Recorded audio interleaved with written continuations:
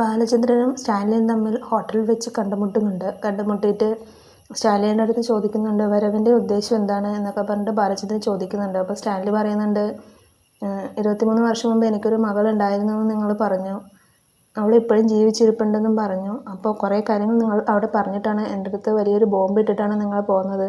അപ്പം ഞാൻ അതിനെക്കുറിച്ച് അന്വേഷിക്കാൻ വേണ്ടി വന്നതാണ് എന്നൊക്കെ പറയുന്നുണ്ട്.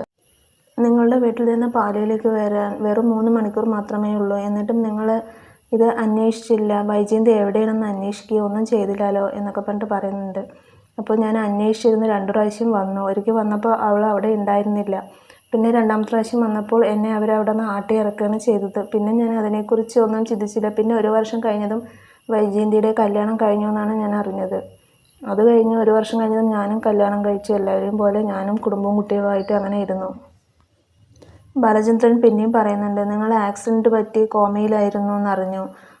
അത് കഴിഞ്ഞിട്ട് ആ ആക്സിഡൻറ്റിനെ കുറിച്ച് എന്തുകൊണ്ട് നിങ്ങൾ കേസ് കൊടുത്തില്ല എന്നൊക്കെ ചോദിക്കുന്നുണ്ട്. അപ്പോൾ സ്റ്റാൻലി പറയുന്നുണ്ട് ആ ആക്സിഡൻറ്റ് ആസൂത്രിതമായിരുന്നു, വൈജയന്തിയുടെ വീട്ടുകാരാണ് ചെയ്തതെന്ന് എനിക്ക് സംശയമുണ്ട്. പക്ഷെ ഞാൻ കോമയിൽ നിന്ന് എണീറ്റ് ശേഷം പോലീസുകാരൻ്റെ അടുത്ത് പറഞ്ഞു. അപ്പോഴേക്കും തെളിവുകളെല്ലാം നശിച്ചിരുന്നു.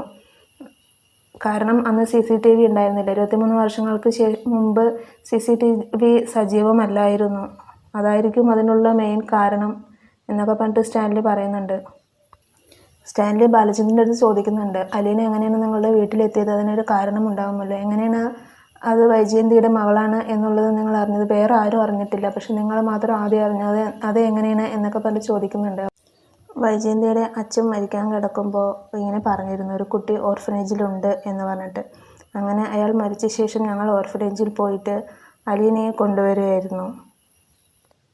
അലീനയുടെ കൂടെ വേറൊരു കുട്ടി കൂടി ഓർഫനേജിൽ ഉണ്ടായിരുന്നു. അപ്പോൾ ആ കുട്ടി വേറൊരു സ്ഥലത്താണ് നിൽക്കുന്നത്. അപ്പോൾ ആ കുട്ടിയെ വിളിച്ച് ഫോണിൽ സംസാരിക്കുമ്പോഴാണ് ഞാനിതെല്ലാം അറിയുന്നത്. ഞാൻ ആകെ തളർന്നു പോയ അവസ്ഥയിലായിരുന്നു. അപ്പോൾ അങ്ങനെ ഞാൻ അത് ഗംഗാധര മേനോൻ്റെ അടുത്ത് പോയി ചോദിക്കുകയായിരുന്നു. അപ്പോൾ അയാളും സമ്മതിച്ചു അത് സത്യമാണെന്നുള്ള കാര്യം. രഹസ്യമായി ഹോസ്പിറ്റലിൽ വൈജയന്തിയുടെ പ്രസവം നടത്തി കുഞ്ഞ് മരിച്ചു എന്ന് വൈജയന്തിയെയും മറ്റുള്ളവരെയും അവർ വിശ്വസിപ്പിക്കുകയായിരുന്നു. വൈജയന്തിയുടെ പ്രസവം കുറച്ച് ക്രിട്ടിക്കലായിരുന്നു, അതുകൊണ്ട് എല്ലാവരും അത് വിശ്വസിക്കുകയും ചെയ്തു.